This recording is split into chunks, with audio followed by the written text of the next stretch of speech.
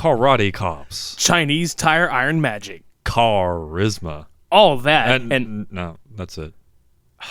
Really? Yeah. Fuck you, Sammy.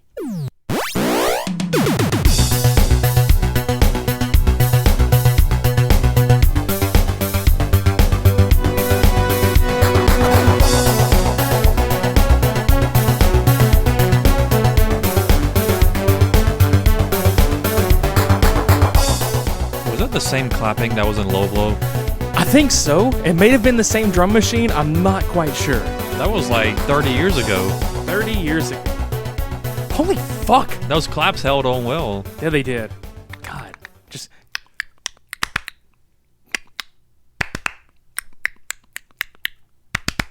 God, I love the music. 80s everywhere. 80s all over the goddamn place. Welcome to episode 56 of the Super Media Bros podcast. I am Midnight Agent Raw. And I am sometimes called Okami. That's right. Or Ham Sandwich. Fuck you, sandwich. Fuck you, sandwich. It's a salmon cheese sandwich. Fuck you, Hammy. Fuck you, Hammy. It'll make sense soon enough. Yeah, because this episode is filled with buddy cops and karate chops. Jesus Chrysler. Yeah. So, yeah.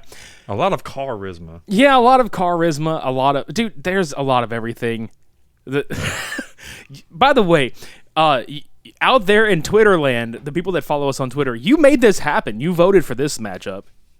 So here you go. You're welcome. So for everybody else on other social media that has followed us or whatever, you missed out on your chance to vote, and this is what you get for it. Tough shit. That's right.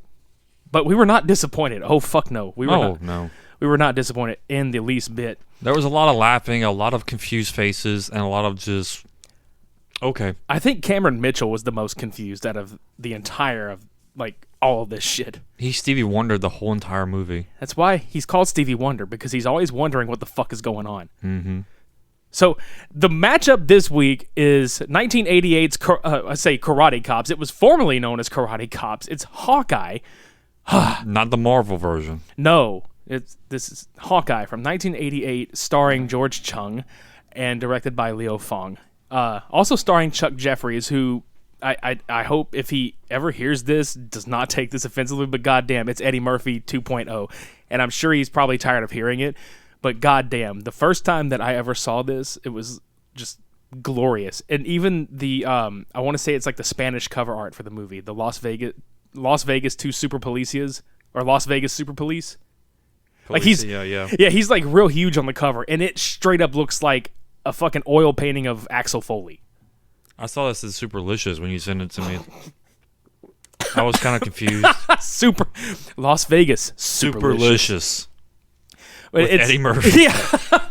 It's 1988's Hawkeye going 101 with 1986's Low Blow, which it stars Leo Fong, and Frank Harris directed it, who was the director of photography on Hawkeye. So if you guys are wondering what the tie-in with these two films are, there it is. Oh, there's like, plenty more. There's plenty more, but that's most of it there. It's Leo Fong directing and starring, and then Frank Harris, director of photography, and directing the second film. But I mean, like, good God. I mean, George Chung was trained with Leo Fong. I mean, it's all just rolled into history. Mm-hmm. But goddamn, we checked out Hawkeye, which you can find on Amazon Prime Video. So fucking go do this shit and watch it. Yep. Because fuck yeah. But yeah, let me just break it down with one sentence. And I think I told you this, and I'm going to tell everybody out there. This is 1988, okay? So it predates Rush Hour. This movie is what you would get if you crossed Beverly Hills Cop with Rush Hour. With a little bit of Lethal Weapon. Yeah, and it's so fucking well done. Mm-hmm. Like, it's unbelievably well done. Surprisingly, compared to what we watch. Oh my God. And I think that's the best part about this movie in general, is it does fall into that cult film lineage of some of it is like so just bad it's good. This definitely falls into that category, and it's not even so much that it's bad. It's like, it's just notoriously, like, you could tell it was a lower end budget film, but they did what they could with it, and fuck, dude, like, George Chung and Chuck Jeffries just knock it out of the park in the comedy department with this. Mm-hmm. So, Hawkeye deals with George Chung, who plays a cop that is in Las Vegas named Hakamoto, a.k.a. Hawk. A.k.a. Insta-kick fuck you. Yeah. So, he is a Las Vegas Police Department member, and he deals. It eventually gets to him dealing with that he is assigned to the case of the death of a friend of his, which he doesn't find out until he sees the guy. But when you open up the film, that's where the whole "fuck you, Sammy" thing came from, because this just opens up to a drug deal. Actually, no, it opens up to Hawkeye kicking a guy in a fucking casino. I mean, real hard, cowboy boot and all. And he's like, I go by another name. I fucking just love that. He's like, Jimmy the Weasel. How you doing? Alexander Hakamoto, Las Vegas PD. And he's like, oh, what the hell? And he's like, hey, man, I'm just trying to do my job here. And he's, fuck you, man. Just Insta-kick. Kicks the fucking shit out of him. They call me something else. Yep. Title card, Hawkeye. Yep. But then we get to the fuck you, Sammy part. But you were like, because the quality that's on Amazon is definitely a VHS rip. So you were pointing out like all the old school like the tracer effects on the screen. Yeah, whenever a guy would come from off screen and literally pick up Homeboy off the ground, you would see the trace effects of the body just follow him, and I was just like, wow. If this wasn't VHS, it was definitely done 80s style, like just with the whole like after image looking shit. Yeah, and it's so dark lit, like how it's so typical too. It's like Las Vegas, 3 a.m. and it's just this random fucking dude, Sammy, in the middle of an alleyway with a briefcase full of that sweet Miami Connection cocaine. No, it kind of reminded me of that too. It was like somewhere in Florida. Somewhere in Las Vegas, somewhere in Miami, somewhere in an alley. In an alley. Miami Alley Connection. Yeah. So, limousine or car full of fuckers just pull up, and you don't know who's who. You just know that's a fucking drug deal going down. They just kill this motherfucker. He's like, I love that line where he's all like, "You got the stuff?" And he sounds just so like unthreatening, like non-threatening. Got the stuff? Yeah, I got the stuff. Mm. Let's do the deal. Like, they're so unconvincing. But he shoots him right in the stomach, and then he's like, "What? Wait, yeah." They pull their guns out, and then Sammy's like, "Wait, what? Wait, what the fuck is this?" Like he has that. Oh no, what am I gonna do? And then he's like, "I never kill," and then shoots him in the fucking eye. Yeah, fuck you, Sammy. Yeah. Just boom, shoots him in the eye, face down, end scene. And then we cut to like one of the funnier parts of the movie where the two people are sitting at the desk wondering where the fuck Alex Hakamoto is. And then like the one dude's sitting down, he's all like, he doesn't do paperwork, he doesn't call. Jeez, I'm starting to sound like my ex-wife. Yeah. Which we find out he's getting his black belt from a random temple in the desert kind of scenario. It looks more like a foyer to a church in a parking lot in the city somewhere. Yeah. No bullshit. Which they emphasized as a temple in the desert. This is where only the best of the best get their black belts. It's like, no, it's just down the street. Right? But I love Alex Hakamoto's kind of introduction because they're sitting there, and then the one guy's like, man, he's like, I've trained, and he's so unconvincing too. It was really funny. He's like, man, I've trained all over the world. I've trained, with these people that were just blah, blah, blah, blah, blah. And he's like, but these guys are savages. Fucking Hawk just looks at him like, no. And he goes in, and he throws out some absolute real martial arts skills. That's one thing I want to get. I say the one thing. One of the things I want to give this movie is that there is no shortage of actual like kung fu, karate, like taekwondo happening. Right. It's actually legit stuff that's missing from a lot of films these days. So to its credit, yes, like there's some proper shit happening. Also, he likes to remind that why is he getting a black belt? It's from his former teacher, whatever, but mainly to hold his pants up. Yeah, I thought that was fucking hilarious. He's like, yeah, it's not for me. It's for him. He does. You can tell he doesn't want to be there, and that's the whole idea of Hakamoto, is that he really doesn't give a shit about anything, really. No. But I think that's where the charm of his character lies, in his humor. is that he just doesn't give a fuck. Just casual fuck off. Until you piss him off. Yeah, and then cut to a bank robbery that's in progress, which... Just random introduction. And then there's no exposition until they cut back to the temple where he's at, and then he gets a pager talking about how there's a robbery, and he's like, shit, my ride's not supposed to be here another 15 minutes, and he looks at the guy that it was talking to, and he's like, can I borrow your car? Yeah, sure. And then just cuts into him, like, cutting the streets, getting to the bank. Yeah, be careful with it. Not even close. Tokyo drifts that motherfucker right into a parking spot. Just Texan drift. A number one. Yeah. Tasia. Yeah. So he walks up, and then there's obviously a police standoff happening with, hostages and everything. He just walks up casually, and he's just like, what the fuck's going on? He gets briefed on what's happening. They come outside. And goddamn, I love the whole thing. Homegirl wants a helicopter and blah, blah, blah. And they're like, hey, they want a helicopter. We don't have one. They don't have one. Yeah, I love that so much. We want a helicopter. We don't have a helicopter. Just doesn't care. And then I love, what's fucked up is the dude shoves a hostage down the stairs and just blows a hole through his chest with a shotgun. And Hawk just stands there. Now, why'd you have to go and do a thing like that? Why'd you gonna piss me off? Yeah, you're gonna piss me off. Then proceeds to punch a hostage. He grabs a megaphone. I fucking love it. Tells them they're gonna put their arms to the side, walk away. He punches the fuck out of the bank teller. And then just does this magical flip on the ground where he has one of his arms extended with a pistol in his hand, prone. Have you ever crouched down in Contra and shot a fucking enemy from below? Okamoto has. Contramoto. That's what happened. That's what oh my god, that's what he looked like. Yeah, he fucking did. He looked like Contra. I was waiting for the fucking little eagle, the hawk. Yeah, literally the hawk. The fucking spread eagle. The spread gun eagle hawk. I'm surprised he didn't spread eagle on the ground. Right? The spread eagle hawk to fucking drop the power up into the gun, and he's just got a spray effect on it. But yeah, the spray effect does happen. They blow every motherfucker away. And hostage situation averted except for the death of the one guy. And the bank teller got punched. Punched the fuck out of her. Yeah, her, not him. Her. Yeah, her.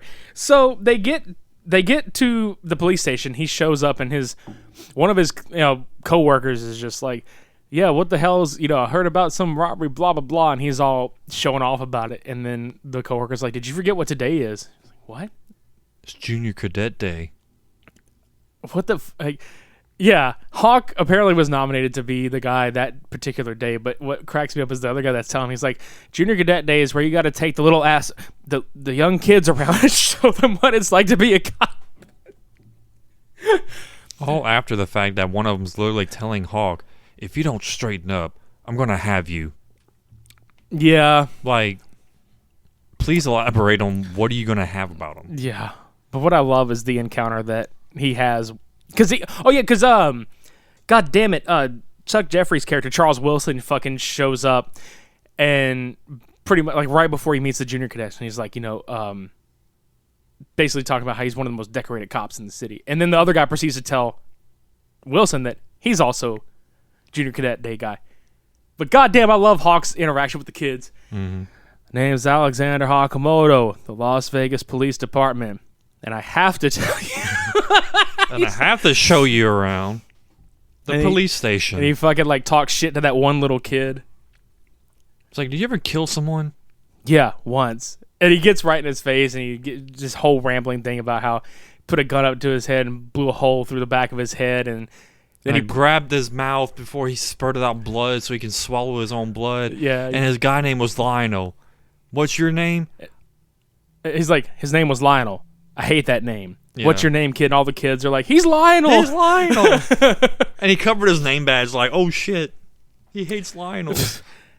Cut to Charles Wilson, a.k.a. the best goddamn Eddie Murphy, impression I've ever heard in my entire life. And I mean down to... He has to the lisp, the fucking the smile, the animation of his facial expression, everything. The jovial sound in his tone too. It's just like, well, how you doing?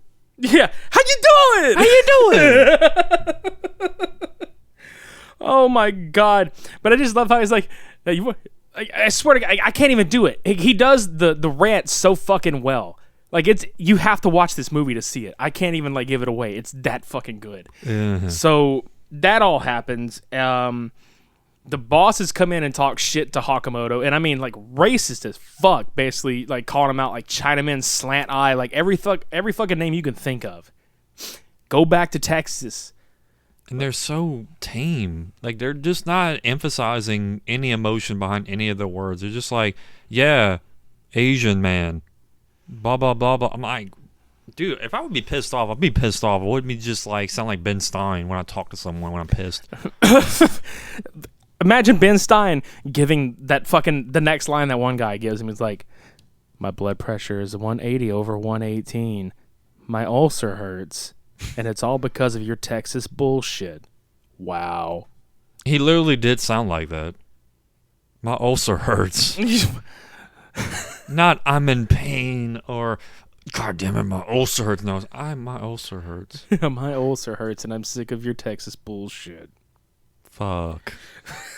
they do say fuck a lot in this movie. Yeah, they do. But anyway, they assign him Wilson as a partner, and that's when Wilson, runs into him, and he's all like, well, let's go. You want to get a burger? And he's like, man, I don't eat that bullshit. Basically, like talking about how he eats right and he's a straight laced cop. He doesn't drink, doesn't smoke, none of this other shit. Mm-hmm. And, and Hawk is like the laid back, like, doesn't give a shit dude. And he's like, you want a burger? He's like, no, man, I don't eat that shit. And then another racist moment where the fucking Asian dude talking to the black dude, which is Chuck Jeffrey's character. It's and like, he's like, you want watermelons or something? Yeah, he's like, you like watermelon? I know you guys like watermelon. And then fucking Wilson just gut punches the fuck out of him. And he's like, let me tell you something, blah, blah, blah. And he gives him like give you pieces of advice. He's like, stay out my face, stay out my way, and stay off my back. Then he goes to walk off, and I love it because... And then Hawkeye immediately trips him down and goes, and one more thing, stay alert. Yeah, he punches the fuck out of him, too. Just... And then the very next shot is them getting into a car together and going off on the case. And you learn right away that they're like, okay, I have a mutual respect thing happening here. So this is your buddy cop setup. These are your guys. Your dudes. These are your two dudes. And goddamn are they great. Because you look at this, you're like, the one guy's funny, the other guy's funny, but together, shit. You got strict funny and got laid back funny. I fucking wish they had done more films together. Mm-hmm. Like, maybe like a sequel. God, I would love to see a sequel to this, even like years and years later. Hawkeye 2, Karate Cops. God damn. I mean, come on. Just do the shit, man. I know George Chung's still around, and I know Chuck Jeffries has been doing like he's been doing like stunt work and stuff in the industry for years and years. But God, I would love to see that shit. I mean, like we said, it predates Rush Hour. I'm pretty positive Rush Hour got a lot of influence from this, whether the producers admit it or not. I noticed. Oh God, we noticed, you guys. But yeah, they assign Hawk to this case because they're tired of his basically outlaw style bullshit that he just shows up, does what he wants when he wants. So this is whenever he goes to the morgue and they find Sammy. And we get that drama, I put in air quotes, drama aspect into the movie with like the saxophone music and like it's real like almost noir kind of. But you find out that like he was, a childhood friend of Hawk's. Right. So they later on go to his wife's house to, interrogate, basically trying to find out what the hell's going on with Sammy. And then she's, beating around the bush like, he hasn't really told me anything, blah, blah, blah, blah, blah. And it's the interrogation is not so hard-hitting as I thought it was going to be. It's like just like some random questions. And I remember Chuck's character, or not Chuck, Charlie, I'm sorry. Yeah, Wilson. Yeah. Wilson, yeah. He was asking, it's like, so, where are you from? And she's like, is that relevant? It's like, might be. You might have some enemies. You never know. Kind of thing. Yeah, because she's from New York, all this shit. Yeah. Really winds up not mattering, I guess. But what they're talking about, like this address book, and she talks about how he had an address book and how they need to go find this or whatever. So they go off and they do find the address book in one of his coats or some shit at the police station for the evidence locker. And I thought it was funny because like this is another part that makes this movie hilarious is the editing and then like the line like the dialogue delivery where he's like, yeah, I bet you won't find it. got it. Like, he pulls it right out the fucking pocket. He's like, got it. And Charlotte's like, what does it say? Like, there's no, like, disbelief or, like, oh, my God. It's just like, what does it say? Yeah. So they flip through it, and he's like, oh, what did he fucking say? He's, we need to find Jimmy Delmonico. And it cuts right. Immediately to him in the interrogation room. And they walk up to him. This is him. This is Jimmy Delmonico. Yeah. Well, this is Jimmy Delmonico. That was the actual line. And they do the fucking... I love the whole good cop, bad cop routine they try to do, where one of them walks out the room, and I want to say it's Wilson. Wilson walks out the room. Charlie walks out first, and then you hear Hawkeye in the room just beating him down. Don't even hear anything else, and then Charlie's just like smiling, like punching the air and stuff, and he walks in, he's like, yeah, he told me about this one person who won't give me a name. Oh, I got him. Hang on. So they trade spots. And I'm like thinking to myself, I didn't hear any words. All I heard was the entire time. And then, Wilson goes in, beats him again, and he's like, oh, yeah, it's Tony Cesario. Tony Cesario. We should go find Tony Cesario. Which we've already decided Tony's cereal. And he's not acceptable. Not at all. He's not at all acceptable. God damn it. But I fucking love it, though.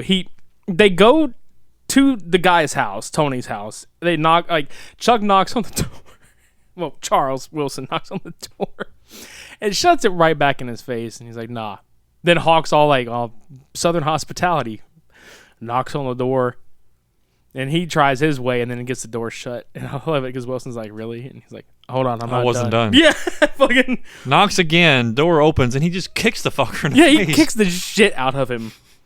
That's why he's insta-kick, fuck off. I love it, though, because that whole sequence, they're in there, and, they're trying to get answers out of these people, so they start breaking, expensive shit in there. And he's like, oh, what about this vase? Shoots it. That was a $10,000 vase. Oh, yeah, well, what about this vase? And then I love that the both of them look at each other. What about the window? Yeah. Oh, yeah. Yeah, the window. And then you start seeing how these two become, they start to really play off of one another. Right. I mean, there's a lot of sequences where they do shit like this. Like, the one guy, they're jogging together, and it's some reporter trying to tail them down, and they wind up kicking the shit out of him for a couple seconds, and then they fucking take pictures with him. They take selfies. He's like, yeah, hold your thumb up. Yeah, I'm Hawkeye. Oh my god, yeah. He's like, my name's Wilson, Charles Wilson. Yeah. He fucking smiles real big. Oh. And then we see, we get introduced to Sakura, who apparently is Tony's partner in, the drug trade or whatever. No. And his random bodyguard with a shirt off. Yeah, and no dialogue. There's dialogue, but there's no subtitles to the dialogue happening. So we don't know what the fuck they're saying. And then you just see, okay, boss. Yeah. With his what? With shirtless self. Okay. And that's when Hawk and Wilson go up and they find his hideout, and they have a nice, short little fight sequence with some of the people that are training at Sakura's, academy or whatever. But it's nice to see, like we said earlier, actual karate and kung fu and shit happening, like taekwondo. You see, because Chuck Jeffries was actually one of George Chung's students in martial arts. So not only does George actually, fight like this, so does Chuck. Yeah, who knew Eddie Murphy knew kung fu? That's right. Eddie Murphy, Chris Tucker. Jeez, oh my god. This was much better in my opinion. Yeah. So.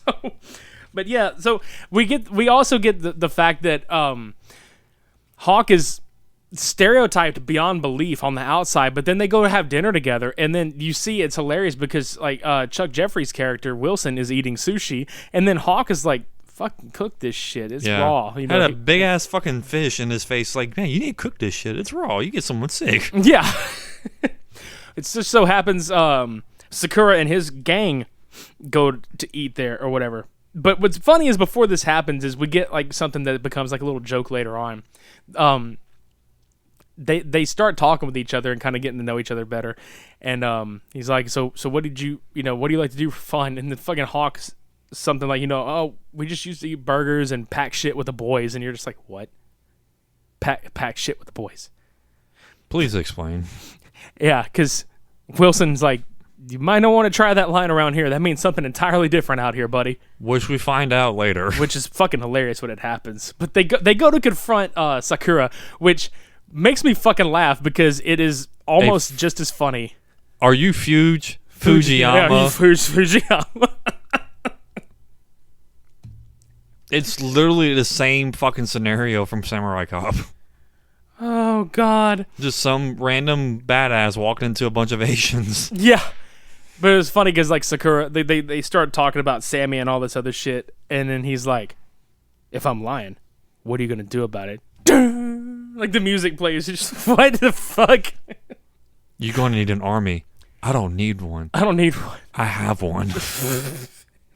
I don't know, dude. It makes me laugh because, like, you see that happen and you just think, every fucking time I see a movie now where there's a confrontation at the dinner table, I immediately think of the "Are you Fujiyama" line because it is just so, like, it's so funny. Thank you, Matt. Yeah, no shit. You have gifted us with your presence forever. Oh man, I got one even better. Like, could do a Samurai Cop and Hawkeye crossover. Would be fucking hilarious. Alexander and Joe meet up on the beat. Trained at the same samurai school. It'd be fucking hilarious, man. Holy shit.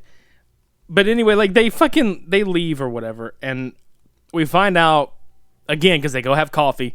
Basically, we find out, like, some character development. Hawk had come out to Vegas because there was a case that he was on that fell through, and the suspect wound up following Hawk and killing his girlfriend. So Hawk murders him, and then it explains where it's like, oh, dude, I'm from Texas. You know, we all look out for each other, blah, blah, blah. So They told him to just go lay low. So he leaves and heads to Vegas and starts working there. Then we find out that Wilson's father was killed as a police officer, and so Wilson became a cop when he was 13. Yeah. It's like, I want to be a cop at that moment. Well, like whenever they go to leave the restaurant, and those two dudes come to fucking rob the bank, or they go to rob the cash register, and they just have this kind of improv moment line where, like, Hawk starts faking, like, an asthma attack. Yeah. And I love like, give him a spoon or something. He'll be all right. Just shove a spoon in his mouth. He'll be all right. And then he sprays him with, looks like Lysol or like some table kind of cleaner or something. It's like, don't move. He shoots him in the eye, and they just punch the shit out of him to the ground. God. Decks him. And cleans then, him. yeah. And then Hawk goes to his, I guess, girlfriend's house. He just knocks on the door. She opens it up. He walks in, kicks his boots and shit off, just lays on the couch and just wants some peace and quiet. And she's like, I can't do this. Haven't seen you for 2 weeks. And he's like, and? You don't return my messages or anything. It's all or nothing, Hawk. And it's funny because he's like, oh, you you say you want everything, but now you don't want anything? Like, it was really, like, hilarious kind of back and forth shit, which, once again, he doesn't give a fuck. And then we get some of the saddest sequences. Oh, my fucking God. Freaking sad cowboy music Dude, playing when he goes home. So bad. Down, down.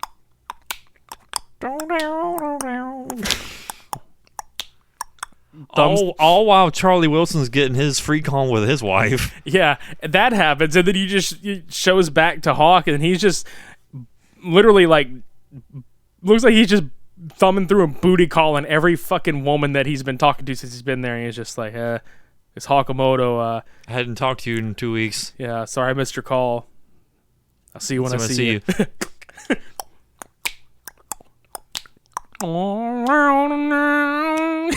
Like, what the fuck?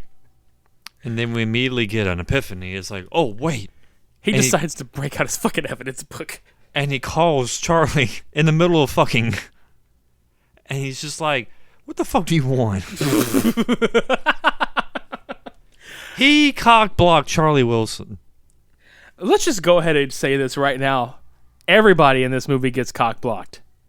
Everybody in the club getting cock-blocked. This is like anti-Hawaii. Ain't a motherfucker getting laid in this movie. No. What did we say? It's a soft ticket to Hawaii? Soft ticket to Hawaii. Soft dick in Hawaii. Soft dick in Hawaii. Soft dick in Hawaii. It's a soft dick in Hawaii. Miami disconnection. Miami erection. No. No, there's no erection. A Miami erection Miami erectile dysfunction. Oh no. Oh no. Somewhere in Miami. Yes, somewhere in Miami. Someone's not getting blown. God damn it.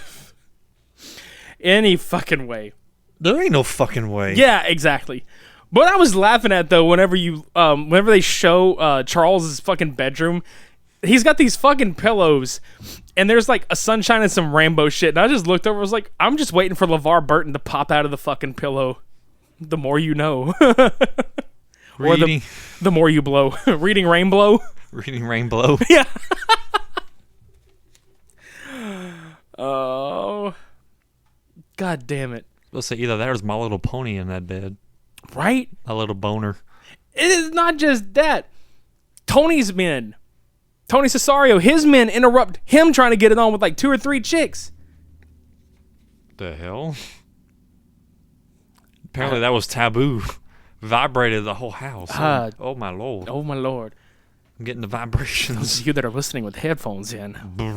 You got that bass. You got those good vibrations. It's just a sweet sensation. Come on, come on, come on.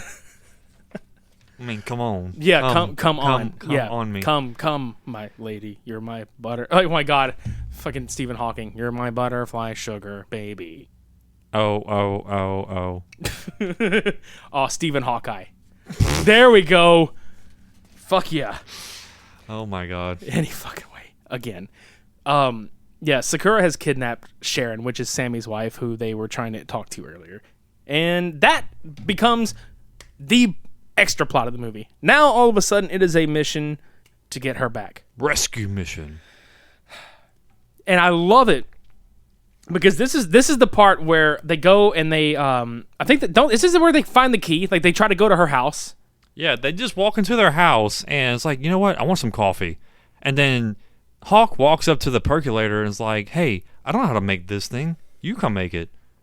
So they grab the coffee can and he looks like, oh, look, there's a key. Well, what can it go to? A locker.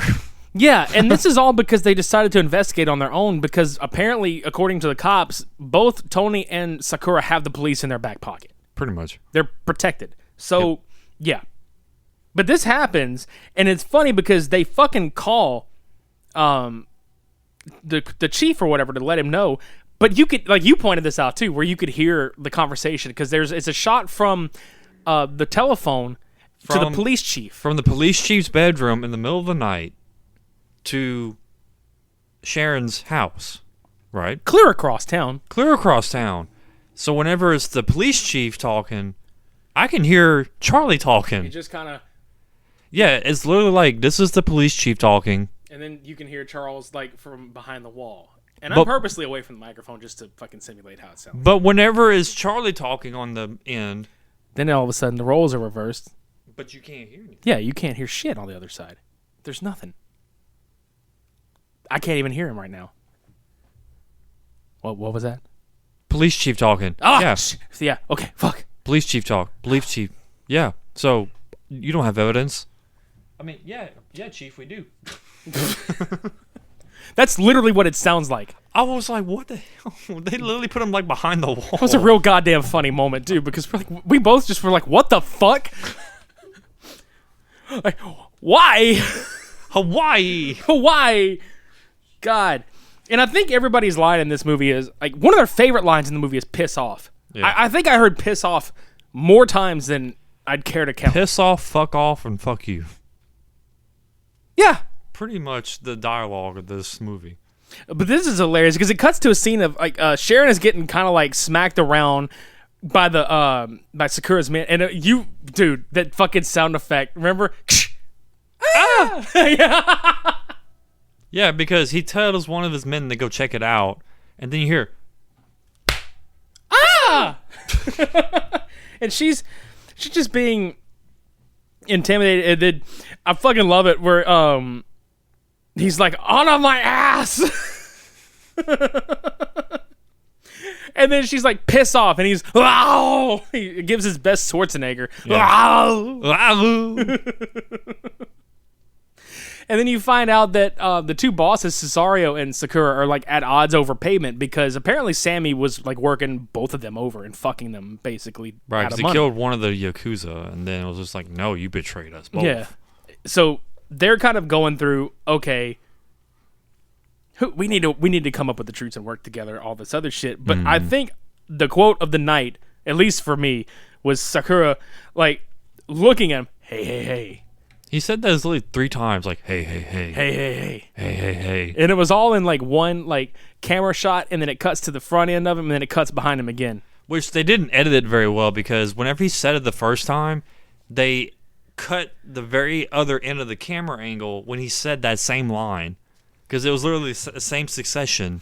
Yeah. I was like, you didn't edit that right, buddy. Right. And all while this happened, whenever they found the key or whatever over at her place, whenever Hawk and them, whenever they find the key, they get knocked out by one of Sakura's henchmen, and then they finally wake up. And they're like, oh fuck, they know where to go though. They recognized him as one of the henchmen. Because one of them was Italian. Yeah, and then like you can't see shit in this scene. They're fighting a guy in the dark.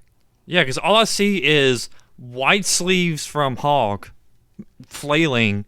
And then I see a shirt that that Wilson's wearing. And that's all I see. Everything is pitch black. And they're punching the fuck out of this guy. Show me the girl. Fuck you. Where's the girl? Fuck you. Like, imagine this just black with white sleeves, just the sleeves, and a white shirt on another person, and that's all you hear and see is I'm gonna ask you one more time, where's the girl? Fuck you. Is she over here? Oh, what about over there? Back and forth. But that's more that packing with the boys. Yeah, that's more that shit, packing shit with the boys happening right there. Yeah. So, oh my fucking god, I just thought about Top Gun, the playing with the boys. Yeah. Packing shit with the boys. Packing shit with the boys. God damn it. Top fun. Hawk Top Gun. Yes. So, this is where they start getting into the compound, and I'm saying air quotes compound because this is clearly a fucking hotel hallway. Hashtag hotel, motel, Hawkeye Inn. He's literally in to win. I fucking love this sequence though because they round the corner and then the music picks up. Punch, kick. Random dude flailing his arm out, missing. Yeah, the world's worst fucking clothesline. Guys, look. Was it a clothesline or was it a punch? We don't know. We don't fucking know, but I will tell you this right now. Both the Ultimate Warrior and John Bradshaw Layfield from WWF fame are fucking disappointed because that was the most god-awful clothesline ever. It's little like the director pushed this actor into them and said, just push your arm out. Yeah, Leo was like, this is your shot. And he fucking shoves him in there. Wait! And then Chuck Jeffries probably kicked him for real. Like, fuck you for not knowing your shit. Kicks the fuck out of him. That wasn't a punch. But what I love the most about that sequence is it's so short. They kick each other, or they kick the guys, and they look down. They both slick their hair back. Pop their collars, and then like dust off, and then 180 turn around, and then take off. And then walk away. They power walk away. They don't even just run or walk. They fucking power walk away because this is the 80s and we power walk, goddammit.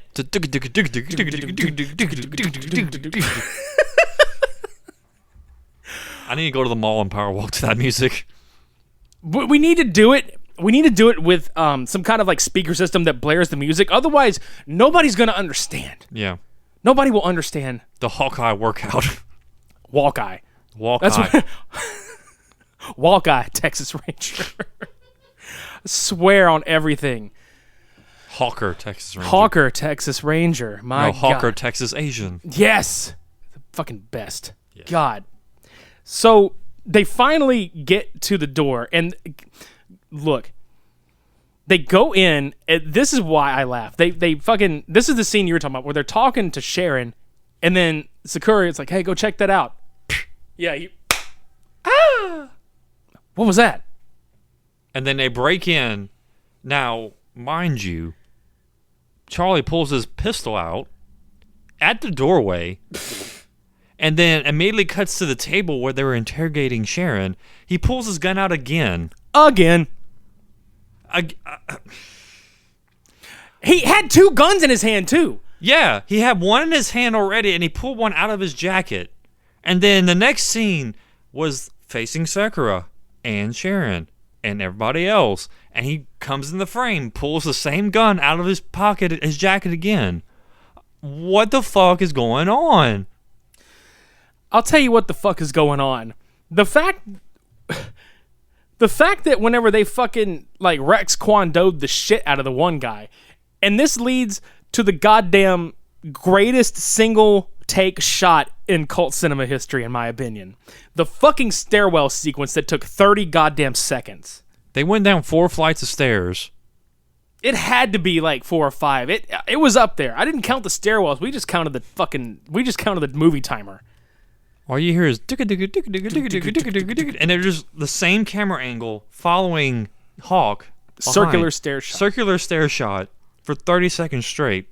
We immediately looked at each other and I was like, this needs to be a 10-minute fucking loop just to throw people off. I would look, if there was ever a point in a movie, directors, screenwriters, script writers, writers in general, comedians, anybody, if there was ever a moment in the movie where you're like, guys, we don't want you to miss anything, but we don't want to come out, like, right out and say intermission.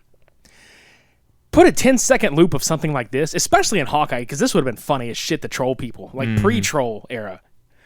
10-minute loop. Peace troll. Exactly. Pre-troll. 10-minute fucking loop of them going down the stairs, and it doesn't even have to be a 10-minute shot of them. Just find a spot where you can loop it and fucking just cut that shit together. Well, yeah, whenever they leave out the bottom floor, they come out the same door they came in when they first start. Exactly. And it's just circular. Yes, it would be fucking hilarious. It's almost like it would be like a labyrinth, like a stairwell labyrinth. Like, well, fuck, this isn't the right door, and they just keep fucking going down. What do you mean it's not the right door?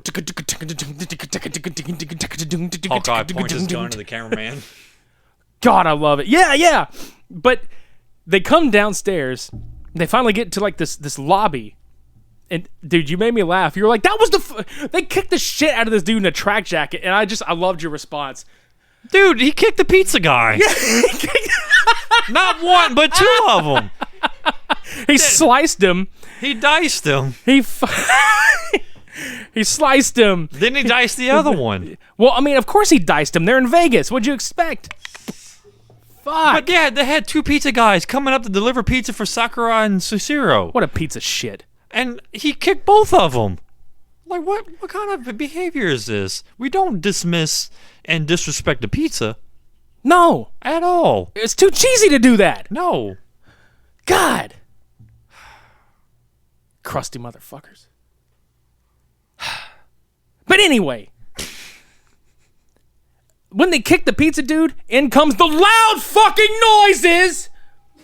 Because that's what happens. It's like a bunch of loud noises. That's how Tony responds to it. It's like, ah! Shoot! Fucking put in an audio clip.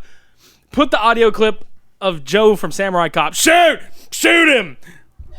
Ah! That's, yeah.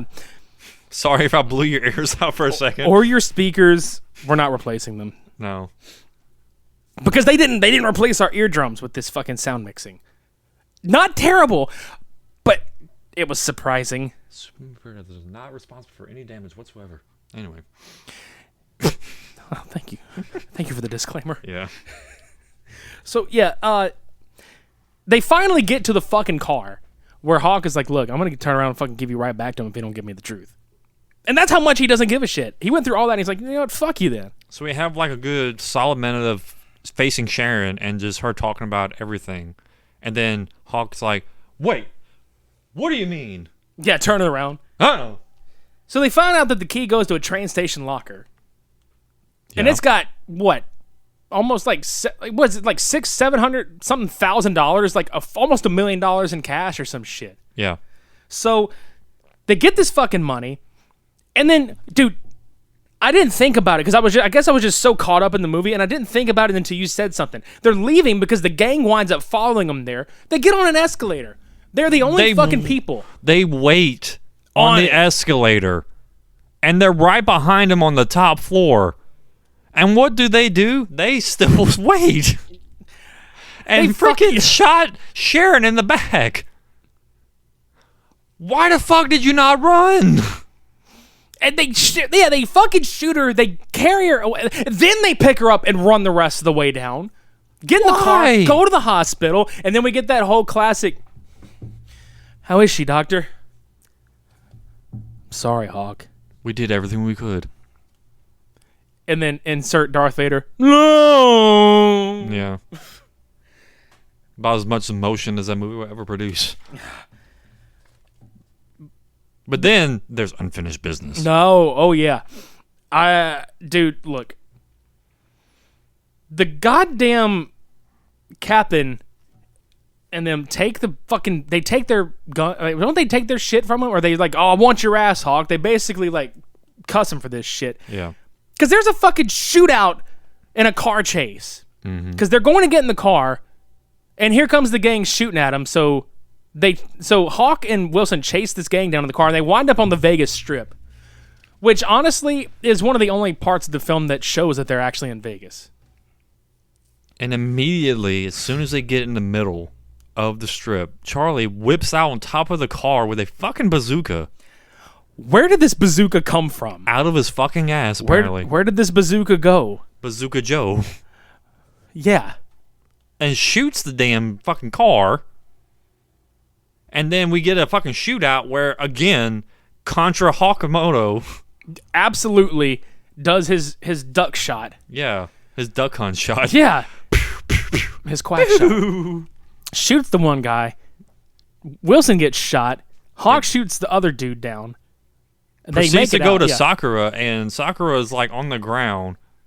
Doesn't get shot or nothing. He like kind of piddles off. So I'm assuming he was arrested. Yeah. Because Tony was...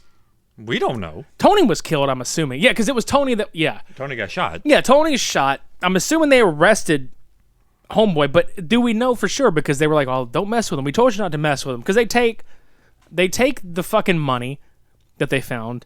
the captains and shit at the police station, they take all the fucking evidence money. They take their badges and guns. Which, come to find out, I call this. Yeah. There was only like 17 grand in the bag or something like that. Yeah, it was like $1,750, and they're sitting there. That was an awful lot of trouble for such a little bit of money. And then what do we find out? The same fucking beginning sequence. The casino they were in. Hawk is at the roulette table, and here comes Charlie. Yeah, because Hawk's like, you know what? He's like, he pulls all this money out. He's like, $300,000, just lays it there. And he's like, I'm betting all of it. And then I love it because Wilson's like, no, I can't let you do that. And not unless you double it up. So they each have 300 grand laid on the table. And they're fighting over the red or the black for the roulette. Right. And they wind up going one red, one black. Well, the roulette turns out to be a 00, which means they both fucking lose $600,000. And it was funny because me and you were both sitting there like, God... That's a lot of fucking money. Mm-hmm. But then they go on this comedic tirade about, couldn't live with myself if I spent all that money. That's dirty money. Bad money. Blood money. Exactly. You ever been to New York? Just randomly. Yeah, and they decide to go to New York. And they turn around to walk off arm in arm, and they both have their back pockets just stuffed with fucking money. Mm-hmm. So they didn't spend all of it. Smart. LeVar Burton. The more you know. Roll credits. And that's Hawkeye. And again, the whole going to New York thing and the buddy cop, hey, you ever been to New York? Rush Hour. I know they ripped that from this. Also, the clean up this place. Oh, yeah, that was fucking hilarious, too. Fuck, goddamn it. Love it. But yeah, that's Hawkeye. Fucking wonderful movie. Oh, yeah. I enjoyed that one. It was very pleasant. Mm-hmm. And then we move on. I say we move on. We're going to go back in time 2 years to 1986. I was born. Same. So we go and we take a little trip into what I would really kind of refer to as would be like Leo Fong's Charles Bronson style character, I guess, but just can actually physically kick the shit out of you. I heard Leo Thong, so I'm sorry. Nah, man. Nah. That thong, the thong, thong, thong. But the character's name didn't steer too far off because Leo Fong stars as Joe Wong, detective or PI, private eye, because he is a private investigator in this. And this is directed by Frank Harris, who did again the music in the last film. Yeah, he was the director of photography for Hawkeye, but he's coming along to direct Low Blow. And Frank Harris, I want to say, did Kill Point, which was a movie they had done before this, and it was another film that Leo was in. But this movie is a little like Kill Point is really good, and this movie's good too. But it's there's a lot more flaw to it than I would say with Kill Point. But a lot of the enjoyable moments are because Leo is just Leo Fong. Yeah. Because goddamn, it's Leo Fong. So we start this movie off in the best fucking way possible. Music, title credits, half-assed. Guys, there's a deli scene. There is a robbery. These motherfuckers. Robbery in progress. Yeah, these motherfuckers want their $5 footlong so fucking bad. It made Joe come out of his office. They were making a big dill pickle about it. So, yeah. Joe comes out of his office. And I fucking love it because his assistant's like, Joe, where are you going? He's like, I want to clean up a little bit. Yeah, and he's like, yeah, I want a sandwich. Yeah, I love it. He just walks in. It's like, hey, you guys have my ham sandwich? And then they just sit him down in a chair, like point a gun at him. There's like 3 dudes in there. And it's just so funny because the sound mixing in this movie, that's the one thing I've got to say. The sound mixing is so fucking bad in this movie. It's like talking like this. And then when you hear music like this playing in the background. Yeah, where's my ham sandwich? What? Give me the money. What? That was me yelling the whole fucking film. I was like, what the fuck did they say? Yeah, but it's hilarious because fucking Joe walks in, like Joe Wong walks in. He's like, hey, you guys have my ham sandwich? Sit down. And then you just hear one of the robbers like pointing a gun at this dude, and he's like, give me all your money. And I fucking love this delivery. Joe just reaches in his back pocket to pull his fucking pistol out. I love it. All right, here's your money. Blows them the fuck away. And then walks out and says, you know what? Forget the sandwich. Yeah. Hey, forget the sandwich. Just music cue. And he just walks out. You're like, what the fuck? And then there's more title. And then he's just walking down the street. And then it cuts to, I guess he's in the office of his old, department he used to work for. Because the guy is like, you don't work for him anymore. He's like, I ought to nail you to the wall. All this other bullshit. And it's just so fucking hilarious to me because he gets his gun and walk, like literally, like nothing happens to this dude. No. It's like a Dirty Harry kind of thing. Just blows the criminals away. Nothing happens. Pretty much like a Hawkeye. God damn it. Just shoots, don't care. But dude, it's so fucking wild, like the opening of this movie too, because I did notice one thing, and there was just like some random shots of homeless people, and I had to wonder, I'm like, did they really go around the city and just like pick up random shots? It looked almost guerrilla style, like some of the shit they were picking up around the city. And I think that like the same 3 or 4 songs are used throughout it. There was at least 4 that I counted. Because there was literally no other difference in the film music-wise. Yeah, and I think you pointed out that the police chief that chewed Joe out was actually the same guy, maybe? He almost looks just like him, like literally had the same like racist, I hate Asians, I want you kind of feeling. I don't know. Yeah, he seemed to play the same kind of fucking character in Hawkeye whenever he was chewing George Chung's character. Mm-hmm. So this happens. And guys, if you've listened to any of our Cult Cinema Showdown episodes, hell, if you've listened to all of them, and you remember Deadly Smash, which was our 3rd Cult Cinema Showdown, you will know that we covered a little film called Deadly Prey, where Cameron Mitchell plays this father who... He's like a John Wayne kind of person. God, and he's a badass. And he gives this big empowering speech in one of the scenes and just proceeds to blow the fuck away like out of this bad guy or whatever. And it's like, who are you, friend or a foe? I'm a friend. You're a liar. Blows him away. What is Cameron Mitchell in this fucking movie? He's a freaking cult leader. He is a blind, possibly drunk 24/7, never standing up for one fucking thing cult leader. What did you nickname him? Oh, Cameron Coexistence Mitchell. coexistence, Mitchell. And why is this? Because he had a Star of David tattoo on his cheek. He had a dot on his forehead from, Hindu. And then he had a cross or a rosary on his neck. What religion are you, sir? Because you're not, giving me a clear indication of what you are. He's the literal Godfather. Yeah.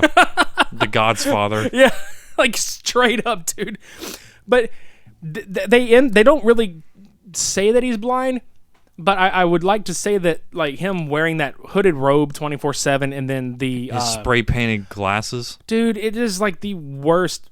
It is not even so much just black spray paint. It looks like bed liner, spray painted onto matte. the lenses. It's matte black. You can definitely tell there's texture versus the gloss, and it's no, you didn't do that right. Yeah.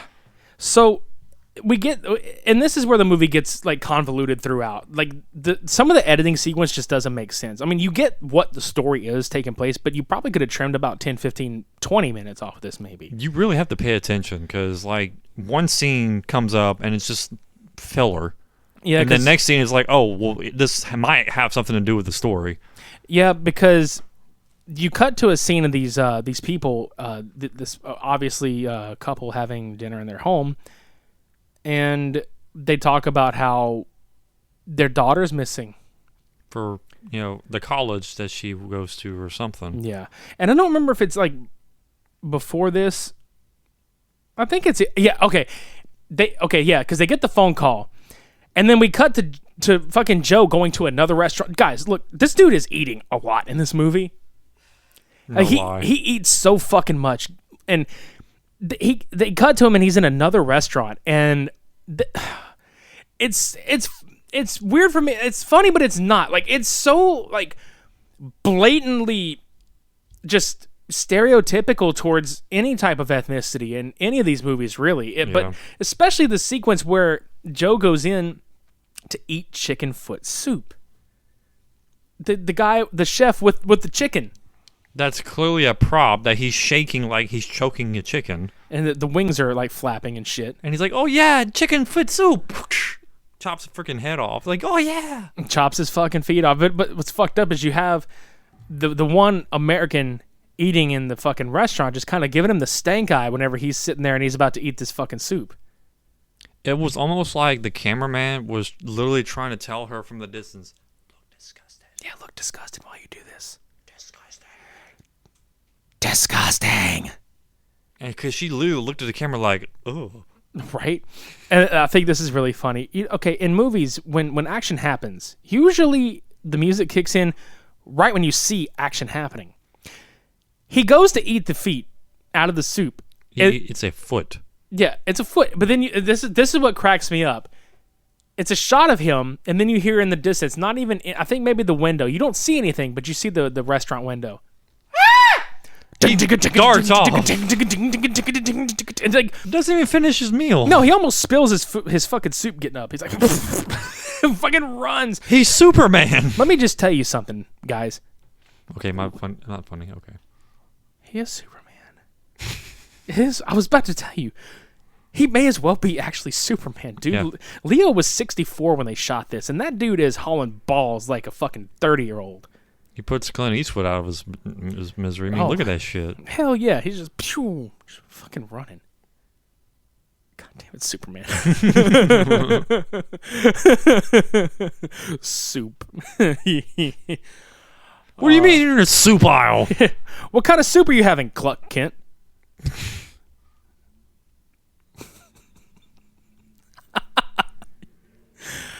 Dun, dun, dun, dun. Dun, dun, dun, dun. Dun, dun, dun, dun. So he chases these people into this alley, another alley, somewhere. We don't know where. Somewhere in Low Blow. Yeah. Somewhere in Miami. Somewhere in Las Vegas. Somewhere in Low Blow. Somewhere in the world. I assume it's Chinatown. He looks like he wants to give these guys a big old hug and just tell them everything's going to be all right if they would just put their career, their criminal career behind them. Just return the purse that they just happened to temporarily borrow or steal. You know. And he just walks up and is like, hey, I just want a hug. Let's be nice. And then Homeboy with the purse does like this really just flimsy like slap with the purse. He misses, obviously. Gets knocked down. Roundhouse. Yeah. Into the bush. Backhand. Yeah. And another backhand. Just to make sure. And that's not the first time. That's not even the last time these guys get their asses handed to them in this movie. Oh no, there's more. Sometimes they come back for more. Yeah. So Joe is walking back to his car, and then you see Karen's father, like, hey, he's on the phone with somebody. Obviously, I think we can use him. The car. I told Cody this when we started. I said this car is absolutely the greatest co-star in cult cinema history. This is the charisma in this episode. This is the Chinese tire iron magic. He literally has this fucked up parking job, gets into his car, tries to start the damn thing, and it's literally, flooding the engine. And he's just like all pissy, hits and whatnot. Grabs, I didn't even see him grab the tire iron, to be honest with you. Pulls the hood up, literally just goes, just taps it. He doesn't even smack it, he taps it with the tire iron, gets in the car, and it starts. I'm like, dude, he has some like freaking Chinese voodoo magic tire iron shit going on. His last name is Wong. You might think that he was with Doctor Strange and learned how to do this with a tire iron. Yeah. I'm just saying. He was tired of that car shit. Fuck yeah, he was tired of it. He's really tired of that car shit. So he gets in, drives off, and we see Karen at this cult where she seems to willingly be signing herself over despite being kidnapped. But we'll go ahead and assume that she's been missing and there for a while, and they've broken her down just enough mentally to get her to sign over willingly, so that there's no harm or no foul play to speak of. Should this ever go public? Speaking of foul play, this was a very sexual scene to me. Her and Karma. Because I can barely hear what they're saying, for one. Two, Karen just sounds really just like that. Like she's just like so overwhelmed. And then like the music playing. Oh my god. It was just some freaky shit about to happen, and then nothing happened besides her giving jewelry up. Yeah. To Karma. Signing her name. Yeah. And then we get we get her father going up and finding Joe's office. His assistant's in there. He knocks on the door, comes in, and she's like, yeah, hey, how are you? And he's like, I'm here to see Mr. Joe Wong. She's like, may I ask who's calling? I know, I literally rubbed my temple when she said that line. I was like, what the fuck? Where was there a phone anywhere in this fucking scene? Two, you're in the same fucking room. Fuck. Who told her to deliver that line? Was it like improv, or something? Like, don't let her improv, if that was the case. But anyway, he sits down and she proceeds to go, would you like a cup of coffee or something to read, a magazine? We have Kung Fu something. Weight Watchers. Weight Watchers, Better Home and Garden. He's like, no. I love his face. He's like, he's got this look of, shut the fuck up. I'm just here for business. Well, hold on. He'll be right out. So she goes in to check on him, and this is where you figure out also, Joe's kind of a slob. And when I mean kind of, I mean like he's eating again. He's in his tank top. His office is a fucking wreck.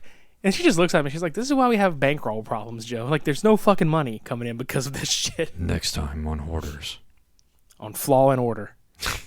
Flaw and Hoarder. Flaw and Hoarder. Like, he has trash all over the place. Like, Karen's dad had to pick up underwear off his chair just to sit down. No. And I love whenever he sits down to hire him. I'm very expensive, but I'll find her.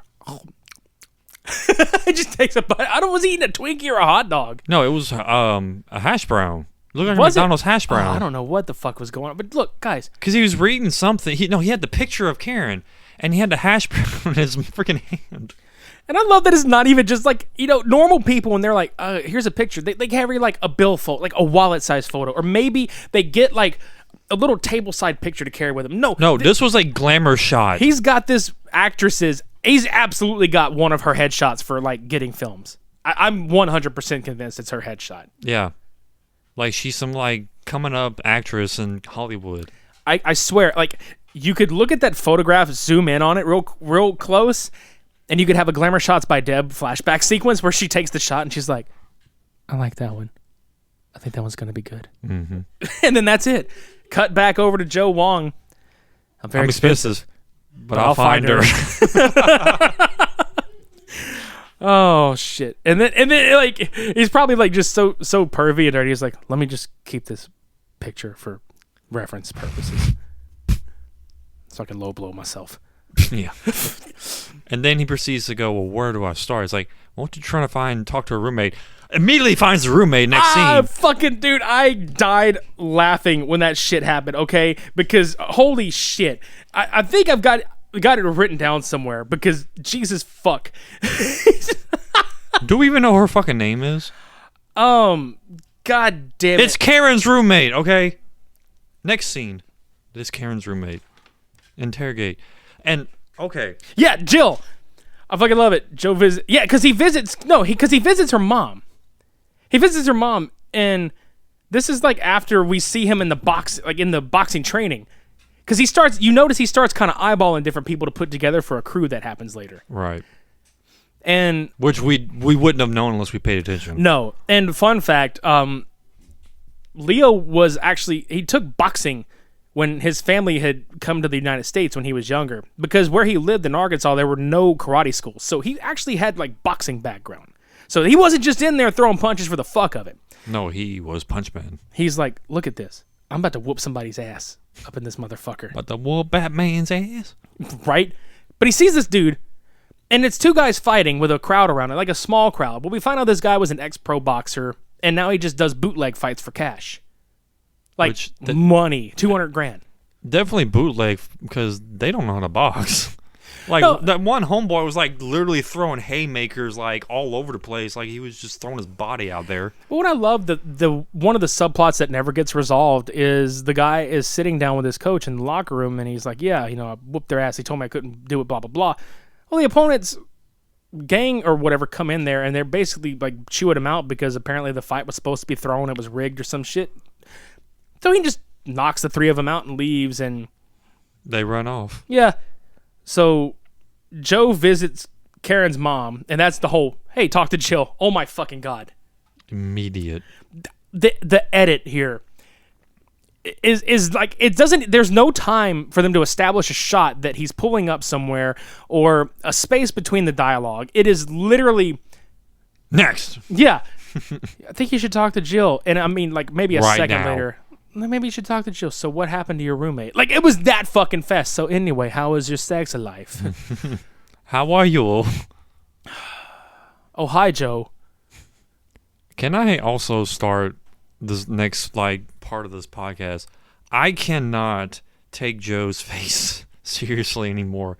Because every time it pans to his face, he has the same stoic look on him, and he doesn't break wind until it's like 2 or 3 scenes in the whole fucking movie. Yeah, and one of them, I think, was the next scene, because, or it's like a couple of scenes later, because I did notice that in one of the sequences, he does kind of crack a smile because there's something that happens. But yeah, it was one of the scenes in a diner. Yeah, so after he talks to Jill, she mentions this college, which here's a big inconsistent piece that we have an issue with.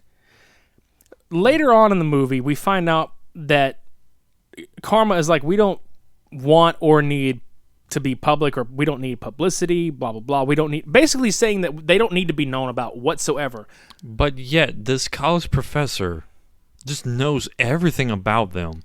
And apparently so do the locals. And apparently the phone book has them listed. So they are not fucking private by any means.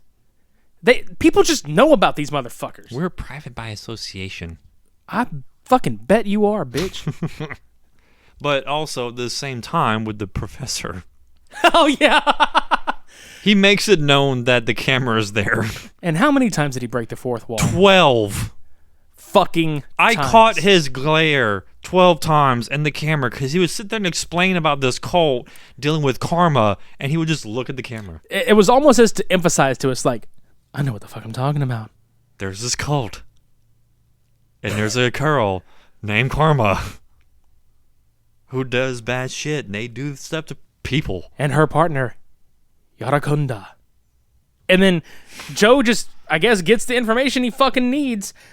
And then he goes outside, and there are some thugs fucking his car up trying to take his hubcaps. They can't start it, because obviously they can't start it. And He proceeds to beat them down, and then for some ironic reason, the third person he beats up actually makes a noise.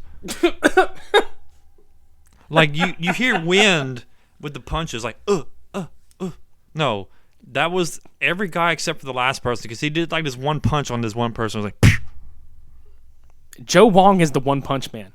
That's where they got the. I fucking swear. That's where they got the freaking idea from. Guarantee it.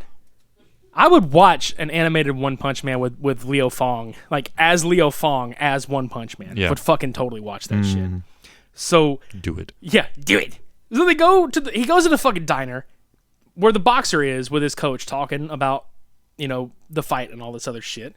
So here come the two thugs that stole the purse earlier. That's one thing about Joe. He's not lethal. He's barely even lethal in this movie, with the exception of some things later. But dude, they come in and they're drunk, and he puts his fucking cowboy hat on Joe, and he's just like, he turns around, oh man, not you guys again. And that's when he laughs and smiles. And then the the fucking the bus boy. So these two idiots pick on this busboy, right? And he has like a broom or a handle or something in his hand, and he's like, dusting the floor, and they're like, "Hey, where's the pisser?" Or better yet, should I piss on you?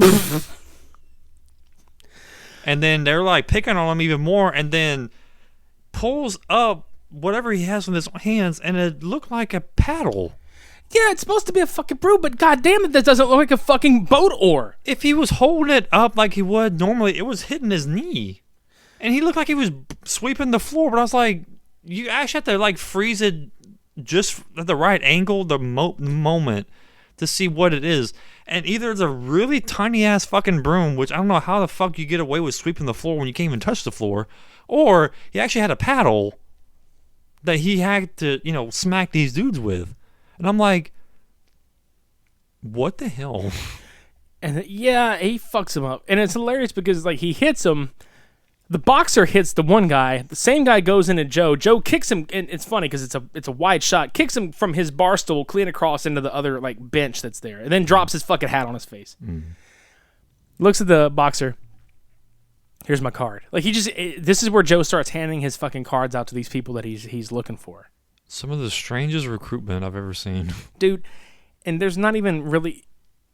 It's almost like he just sees somebody. And he's like, this guy, like. Kind of like how Karen's dad did.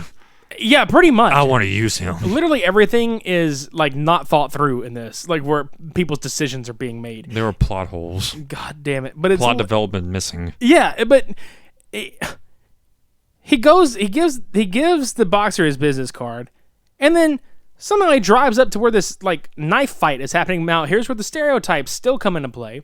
It's a Latino dude with a fucking bandana and a knife. And the one button up on the top of his his collared shirt, and he's like, "Who is that guy?" "Oh, that's Chico."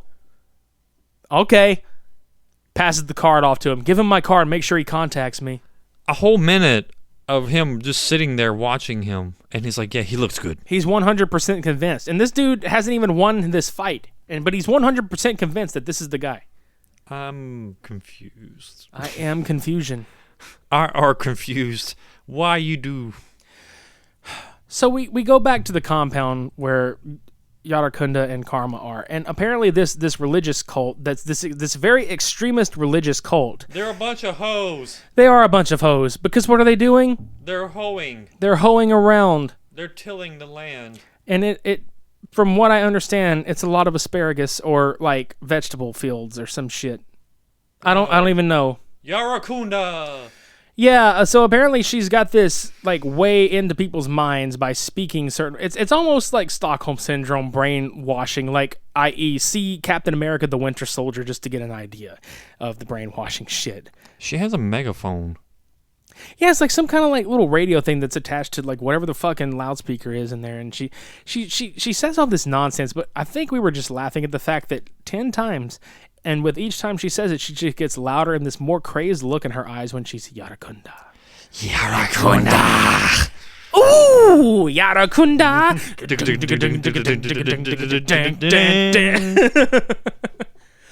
Ooh, Yarakunda. You gotta crab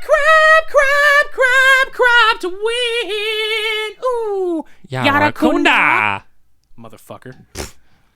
Blind bitch. I swear, dude. But, so that's the whole idea of this religious cult. Is these motherfuckers are pretty much just slaved into like cropping and gardening. This is HGTV. It is its finest, people. Better hoes and gardens. That's it. That's what the magazine's for. You should have read that, Karen's dad. Mm-hmm. You would have found the daughter earlier. God damn it, Karen. God, no, it's the dad. And her. Both of them. Runs in the family like diarrhea. Yeah. Just saying. So, this all happens, and we see a guy in the crowd because there's also a speech that Yarakunda is giving where she's translating this shit to the whole group, just kind of like sitting down. And this one dude looks like he's not listening, okay? You're good. So this all happens, but this guy in this other speech where she's like, Yarakunda, he tries to fucking run. And literally, Billy Blanks walks behind him and slaps him around. Dude, that guy eats dirt so fucking hard. There's like 2 people chasing him and one on horseback. He fucking he fucking hits the ground so hard. And Joe is just watching it from his car window. We forget that there was no horse in this field. Prior to this? And then all of a sudden, here comes a bodyguard on a horse chasing this dude. Literally slaps him down and just head in the dirt. All after the fact, mind you, Joe's driving ability. Guys, look. This motherfucker. This guy, like, he's making his way to this compound because he's looking around and finding out through locals, okay, here's where I need to go. So he goes to this fucking convenience store. This is offense number 1.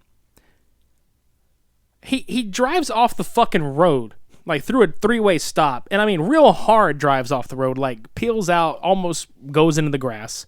Yep. Just pulls up into a concrete barrier. And I think this is the running gag, is that Joe can't fucking park his car for shit. Or you can barely see. He's like Mr. Magoo. Yeah, I'll give it a little bit of combination of both, because he's pretty goddamn good at hand-to-hand. But shit, man, that happens, which I'm surprised. If he's that bad at parking, I can't believe, with the amount of certain, like, cliff rock slides, like, they're not big cliffs, but, you know, like, little quarry-looking areas that are around this area that he's driving. How did he get in there? Oh, I don't know. So he goes in, they let him in, and he poses as a fucking reporter or a journalist. I'm a journalist. Yeah, because, you got to remember, the audio is like this. What are you? I'm a journalist. Lies. What are you really? I'm a journalist. It's free real estate. Yes. Yeah. I'm a journalist. Can we... Okay. Dude, just... God damn, you really have to... Like, we had to turn, like, the television up to, like, 50, 55 just to hear this, okay? And I'm glad we did, because we would have missed a lot. I mean, there's not a whole lot of plot development with the dialogue, but still. Some things you just kind of need. Yeah, for, like, humor. But the thing is before, like, he shows up to this thing, and this is where, like, his assistant had found him found this place in the phone book. That's another thing we skipped over. But just goddamn, dude, Yarakunda is always sitting down. Also, like, when you do run into him, whenever he's like, "Oh, I'm a journalist," he comes out and he's like, "Well, this is where Karma's all, oh, we don't want to be public and all this shit." And that's whenever he says, "Well, since." We can't really do anything, blah, blah. Would you please do me the, honor of having lunch with me? Okay. You later find out that Yarakunda is not really a bad dude, but Karma is taking advantage of the fact that he's blind, and she's using this to her advantage to have like all this security around and all this other shit. All the while, she's made him believe that people are out to fucking kill him or some shit, and it's really fucked up. But and then we proceed to, her munching and punching. This bitch has those. They almost look like those those orange peanut, like that chewy, those marshmallowy looking orange things. peanut. Yeah. Mm-hmm. She's always eating these fucking things for because some reason. They interrogate Joe, punch him out of the chair. He's on the ground and she's grabbing a bag of candy. She's like, "Give me my candy." What the what? And yeah, Billy Blanks and another white dude beat up on Joe. Yeah, I don't think we've mentioned that earlier. Yeah, I did mention that earlier. Okay. I said Billy Blanks is in this film. God, yeah. You remember Tybo dude? No, now it's Lobo. Yeah, exactly. Ty Blow. Just all up in this shit. Jesus. Flexing hard. I was just about to say, dude, like, we need to get Billy Blanks and Phil Swift in a film together. Mm-hmm. Ooh, doggy. I Tybo this bitch in half. With the power of Casio. Yeah. So, yeah. We get a good couple of shots of him, exercising his force as a bodyguard. They take and throw Joe in with the other dude. I don't know if they gave him a name, but I literally had called him like red shirt dude. He's like Star Trek. He's just red shirt. Who looked like Joe from The Room. Mark? Yeah, Mark. Yeah, hi Mark. Yeah. God damn it. I mean, red shirt, blue jeans and all. Mm-hmm. Oh, hi Mark. Oh, hi Joe. But he talks about how he's talking to Joe about how he wants to get out of here because he made a mistake and ran away. That Yarakunda's a good dude, but it's Karma running the whole show. And Joe's just like, I'll get you out of here. Mm-hmm. So they do this, like, they put a fire in a trash can. I don't know how they made it, but they made a fire in a trash can. With their minds. The more you know. Mm. And the more you blow. Yeah, exactly. They fucking open the peephole and, hey, fire, there's a fire in here. So they open the door and the guards get the shit beat out of them. And we run into more car trouble. Of course. When red shirt dude goes around the corner to, be lookout, here comes a guy with a fucking shotgun, one of these trained bodyguards in the compound. He literally one hand throws him down casually. Oh, you fucking pussy. And grabs a shotgun. I'm like, skill does not matter. No. Skill does not matter. Tire irons are what matter. Yes. Because once again, we get the engine running and dude proceeds to Yui out of the compound while getting shot at. Guys, these cardboard boxes, though, conveniently just stacked into a wall barrier looking kind of thing. Empty. The magic of tire iron. I wanted to freeze frame it while he's jumping through the boxes. Them dang old Wong boys. I was thinking the same shit. The Dukes of Hazzard. The Dukes of Road Hazard. Mm-hmm. Like, fucking runs through the boxes. What did they ever they do get to the you? fucking right. They get the fuck out of there. Get the hell out of Dodge. Yeah. Let's not forget something I was kind of confused about. Templeton's call in his car. Okay. Yeah, because he calls up Wong's assistant. Yeah, and okay. Which is Karen's father. I get a lot of technology at this point has advanced. I understand. So don't come in and hate on me saying that you're stupid, whatever. But he's in his car, right? And he pulls out literally what looks like a rotary phone receiver, a white one, in a blacked out like Mercedes car, and proceeds to call. Now, my mind is immediately thinking they just literally put a unhooked rotary phone in the car and just pulled the fucking receiver part out and they used that part. And I'm like, what? Yeah, Because it's not even anything that would be like in 1986, like currently in that time frame. It's not even anything that looks like it would be used in that point in time. Because that was around the time whenever the wireless telephones were coming out with the big old briefcase chargers, and they had the square design. No, this looked like a home telephone. Yeah, that you plug in. And I'm aware they had radio phones that were plugged in and all this other shit, but goddamn, like it was so fucking like it was so weirdly inconsistent. It was so off-putting. Yeah. So another strike on you, Karen's dad. Yeah. Fucker. How dare you look important with a freaking rotary phone in your car? I love it though. It's just like, this movie's like, it's almost like the movie rubs it in Joe Wong's face. Like, look at what you don't have, and look at what Karen's dad has. Look at my phone. Look at my limo. Look at my money. Look at my glamour shots by Deb. I just grabbed my phone from my house and put it in my car. What did you do today? I ate a hot dog. What did you do? I ate a hash brown. I ate a hash brown. I looked at your daughter. I low blowed myself. I ate chicken feet, and I never got my ham sandwich.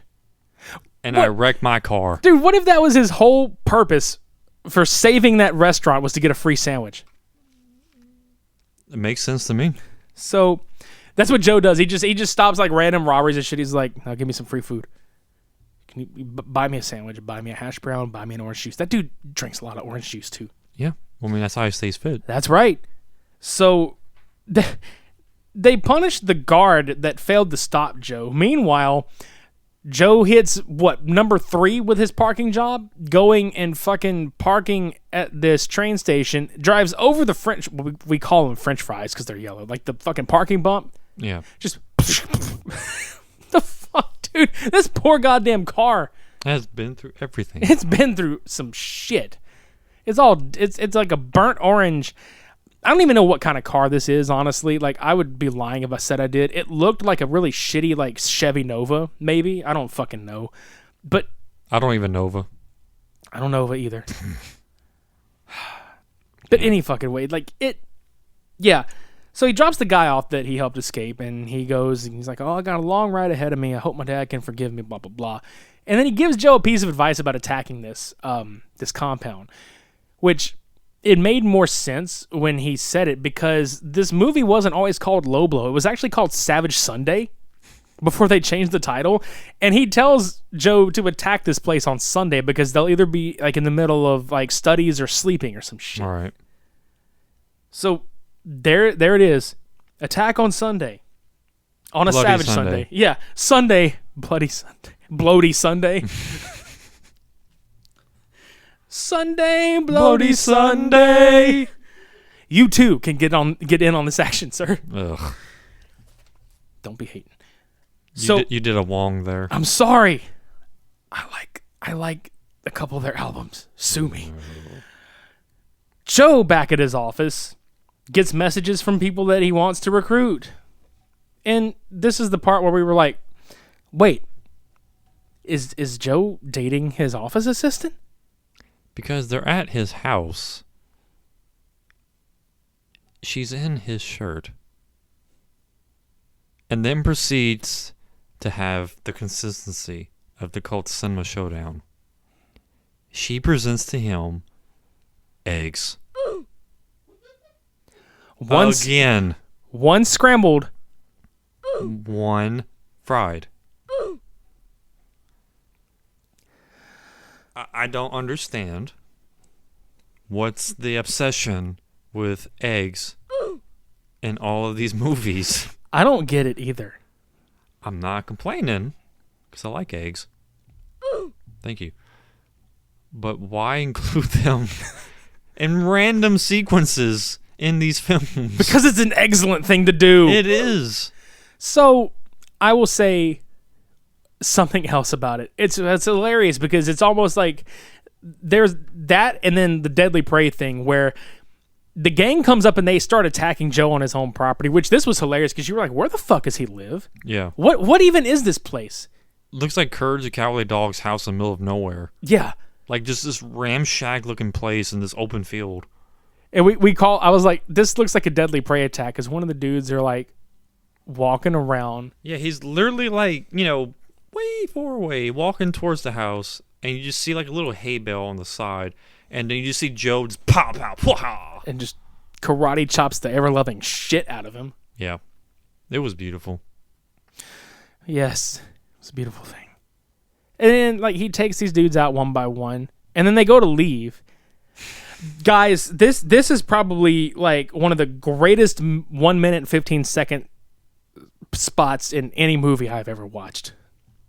He literally destroys a car, not by normal means, mind you. He beats the fuck out of it with a 2x4. All smiles the whole fucking time. The guys are still in the car, mind you. They didn't have the common sense to get out of the car. And then after he's done beating all of the glass on the windows, he proceeds to get a freaking saw and just cuts the freaking hood off, the top off of the car. While they're in it. And then pushes it off and just, like, slaps their ass. Yeah, they start to run away after the hood comes off the car. And now at any point in time, they probably could have hauled ass, like, while he was sawing at this fucking car. Yeah. And there was, like, a solid, like, 20 seconds of him just sawing it. Oh, my God. And he took great pleasure in beating the fuck out of this car. And it was probably, like, an actual junk car that they got for this movie. It's like, just fuck it. Just beat the shit out of this car. But why destroy it? Why not keep it since your current car is a piece of shit? That's a good question. Maybe he just loves his car too much. Maybe he's just way too attached to the car. He loves beating it, apparently. Beating it like eggs. So we start to see the wrong him. one. Yeah, no shit. Scrambled the wrong fucking car there, buddy. So he starts to put together the Tough Man contest, which is fucking hilarious because, god damn it, dude, he went to the trouble to seek out some people, and instead of just saying like, "Hey, I want to hire you right on the spot," because obviously it's who he goes for, he fucking calls and has an ad put in the paper for $25,000 for this Tough Man competition, which is like Mortal Kombat on a budget. It's fucking, let's just call it like it is, dude. It's a mud pit. It's pit fighting. They're fighting in this fucking like cavern with maybe 20, 25, 30, I don't know, maybe 40 people around, and there's a quote unquote ticket taker or a money taker at some desk. And here come the two purse thieves, which she kicks the fucking shit out of them. And then we get each sequence of like, okay, we know who's going to be in the end sequence. We get it. They win the fight. The boxer, the ninja, the wrestler, the strong woman. I mean, and then like 3 other people that were just randomly shown in this sequence. And god damn it, man. It was... What the fuck? Oh yeah, because then the purse thieves come down into the pit. And the woman, the bodybuilder, beats the shit out of them too. Which looks like Baywatch beatdown. Because she had like the freaking red looking clothes on. Almost looks like the swimsuit. But it was just the shorts and the tank top. And she was just, flexing the entire time. Giving right hooks. The entire, like nothing else. Just right hooking them. So we definitely know her right arm is strong. Is she a right hooker? She a Wong hooker. Dude, yeah. So we get our team established. Again, how did they agree to this shit? We assume money. Yeah. And look, we go. This is where the editing. It's like you show that, but then they go to the compound just to show that Karen is resisting in the medical room, which she had passed out in the field earlier, like due to the heat from the sun. She passes out in the field, and she's being attended to at the compound. She's not a hoe. Right? They show that, and then a random bar fight. That makes no goddamn sense. I think the bar fight literally only served the purpose for the woman bodybuilder to talk shit about the guy throwing all the dudes out, like the bouncer saying that she kicked that bouncer's ass once before. I think that's the only purpose it served. Anyway. But I mean, at this bar, he meets up with Karen's dad to let him know the plan. Wait, was it the bar or the church? That's at the bar, because they're still parked outside of it, from what I understand. Oh, yeah, that's right. He lets him know the plan, and I think he goes back again. To the church. Yeah, to the church, and he's like, yeah, by any means necessary, blah, blah, blah. Oh, that was before this, because he was getting all the messages from people. Right. Instead of calling him back, he just goes and meets him at a church for a 2-second conversation that could have happened on the phone. Yeah, he sat down next to him at the pew, and then he said, yeah, any means necessary. Gets up, and then walks away. I'm like, yeah. Thanks. Waste my fucking gas for this shit. Yeah, apparently gas was cheaper than like a fucking collect call back then. I don't know. Phones were a dime a dozen. Gas was dime a gallon. Yeah. I don't know. We don't know, but what we do know is Yarakunda. His advice is being annoyed by I say annoyed because she annoyed the fuck out of me. It's being ignored by Karma in just the most, like what you said, childish manner. Like, she mouths, like, silently, like, just shut the fuck up. There was one scene where she puts her fingers in her ears, like, rapidly, like, in and out, in and out, in and out, like you do, like you're in a kid, like I did in middle school. I can't explain, but, that's just what she did. And then I am still lost to this scene because there was this supposed, like, romance scene between Yarakunda and Karma where she lays with him in bed and the motherfucker is pretty much naked under the sheets with his hood, just the hood, and his sunglasses on. Yeah, I loved looking over at you because I'd seen this a couple times before, and I loved looking over at you during this sequence because you literally threw your fucking hands up like, I'm done. Like, what the fuck's going on with this shit? What is this hood rat shit? It literally is.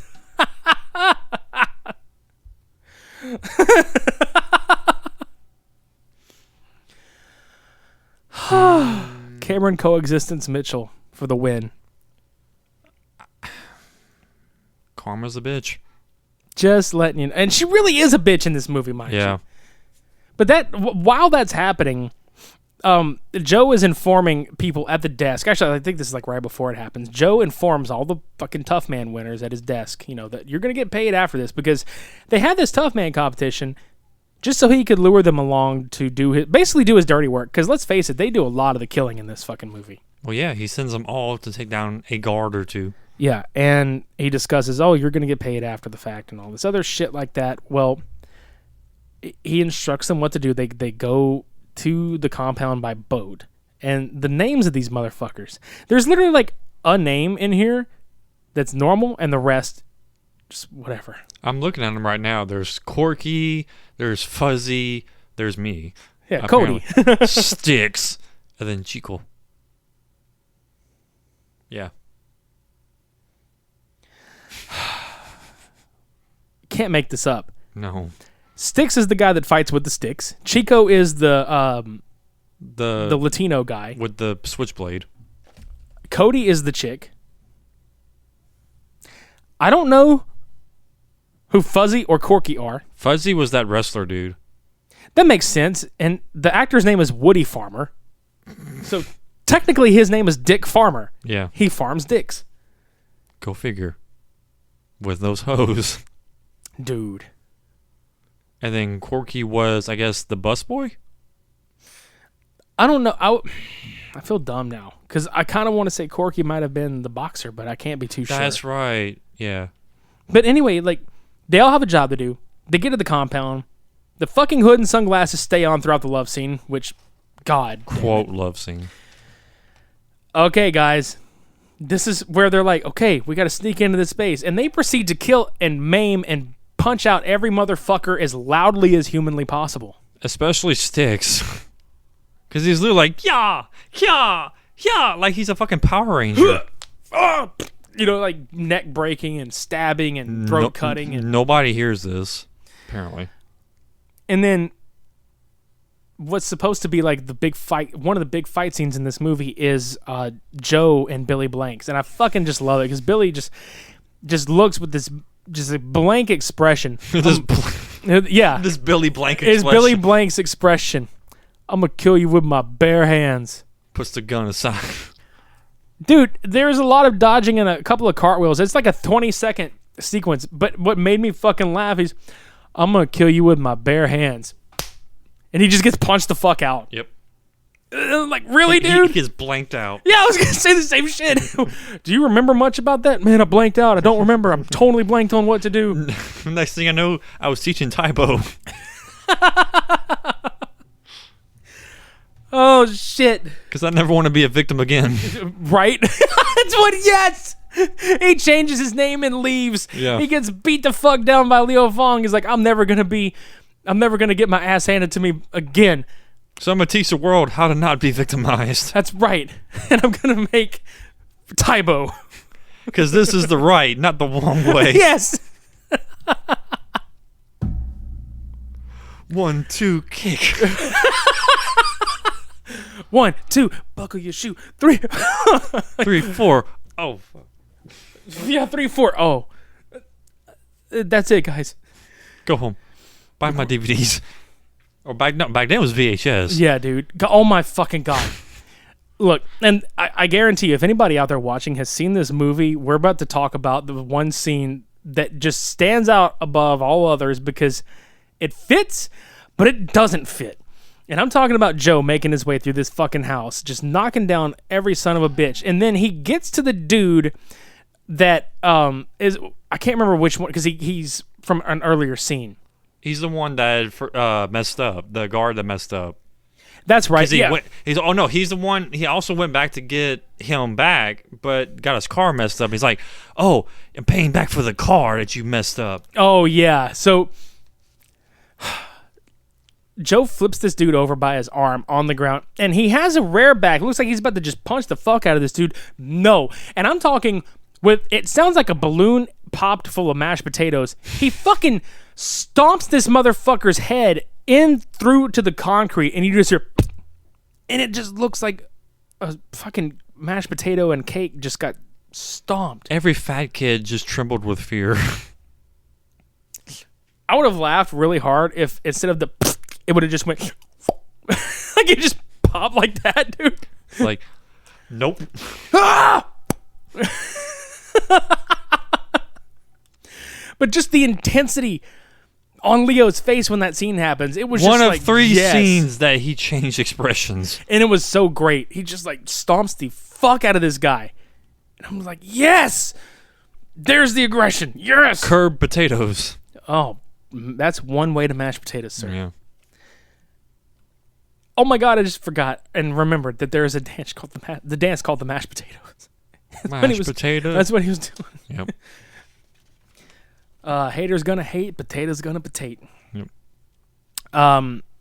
Then he goes through and takes Karen by force. Now, all the while, Karen winds up trying to sneak Urakonda out of the house, but then fucking kills him. Yeah, they have this like weird Tinder moment going on where she has a freaking revolver like fucking point blank in his face. And he's like, is the path clear for you? She starts to like do this tremble cry like of just sudden remorse. Like, yes, it is so clear now. And then pulls the gun down. And then that's it. Yeah. And the gunshot isn't even like it's so like not forefront audible that it almost sounds like a gunshot happening somewhere else on the compound. It's like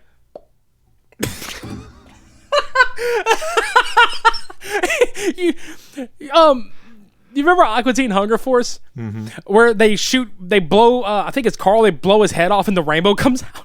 Like that's it's like back in the fucking rainbow. It's like those little cork little shotguns where you're like just, fucking little stick comes out, bang. Like the little fucking banner drops down and just says bang on it. Mm-hmm.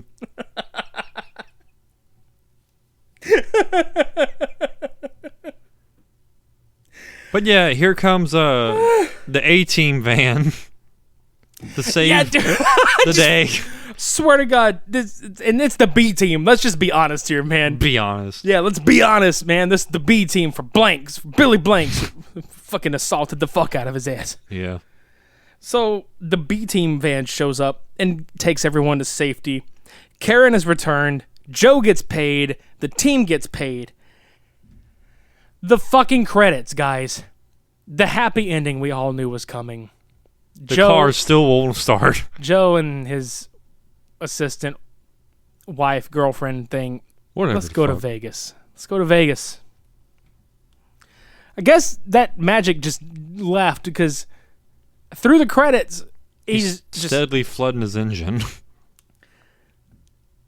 Dude, at that point, I'd have been like, dude, fuck this. I'm going to buy a new car. I'm going to pay these bills off and buy a new car. I mean, I'm literally staring at the paused end credits right now. Like, it's still his car parked on the side, not starting.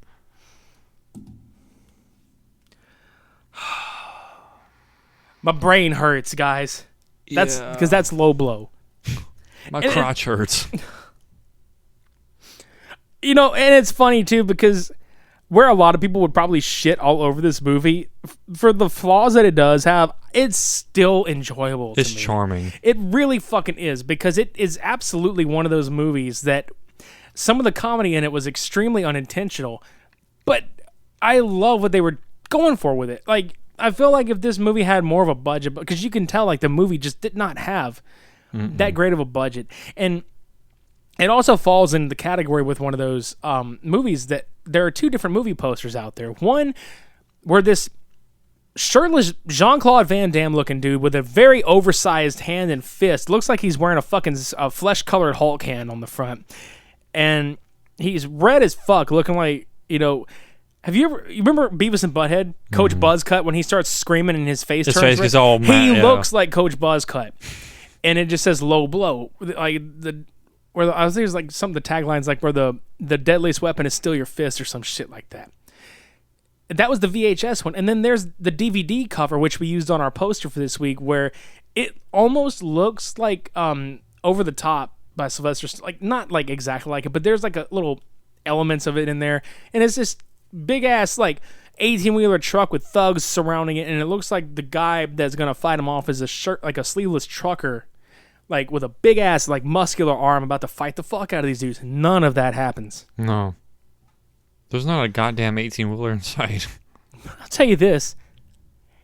It's definitely like getting that present you just didn't know you wanted until you've seen it. Mm-hmm. Charming as fuck, like you said, dude. Both of these movies are charming as fuck, but I'm not even gonna lie. I definitely have to give the edge to Hawkeye on this one. Yep. Totally agree. Because where Low Blow is charming in some of its flaws, and it's definitely a good effort from everybody involved. I think with Hawkeye, it had that magic factor to it. It had the magic factor of Chuck and George really playing off of each other as far as characters go, their personalities. Absolutely, from Leo Fong's direction of the film, great mixture of drama, comedy, and action, more so the action and comedy. Cohesive, was very much cohesive compared to Low Blow.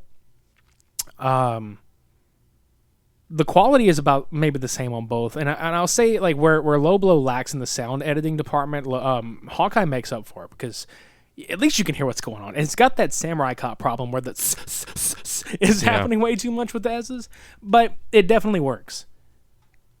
I love this movie, and it's hilarious because you can find Hawkeye on Prime Video, and Low Blow is actually a part of a couple of and we'll put links in the show notes. Low Blow is actually a part of a couple of these like box set films where it's like, hey, there's like 10 fucking, I think it's like Explosive Cinema or some shit is the name of the thing. And it's in a box set. And you can buy it. It's like $5 or $6, but you get like 10 fucking movies. This one's a part of it. So, I mean, not a bad deal. No. Yeah. So, next week, probably going to be like a little bit of a, mixture of things as usual. A little bit of a montage. Yeah. Montage. Probably like a music-heavy montage. I don't know. There's a lot of cool shit that's been coming out. You never know. You never know. But tune in for that shit. Definitely. On the next... God damn it. On the next Cult Cinema Showdown... Oh, my God. Have you ever seen Pacific Rim? Okay. Yes. Okay. Now, we say that because it's like... With Hawkeye. It's like, have you ever seen Rush Hour? This is definitely where it got its inspiration from with Hawkeye. I say Pacific Rim because there was a little movie that came out in the early 90s called Robot Jocks. And it's literally about these federations that compete to the death with one another in these giant fucking man-run robots. Mm-hmm. That will go up against Robot Wars from 1992. And Jesus fucking Christ. Talk about a special effects fuckery extraordinaire. I thought you said robot horrors for a second. I was like, you sure you want to put these two together? Let's do Robot Cocks and Robo Whores. Yeah. Robot Cocks, Robot Whores. I'm down. Yeah. So that's gonna happen. We'll probably do another vote one of these days again, because that's actually kind of fun. Mm-hmm. Give you guys a choice out there, and this is the gift you give us. Have your voice heard. Yeah. So thanks to all the people on Twitter that voted for this week's episode. All your clicks were heard by us.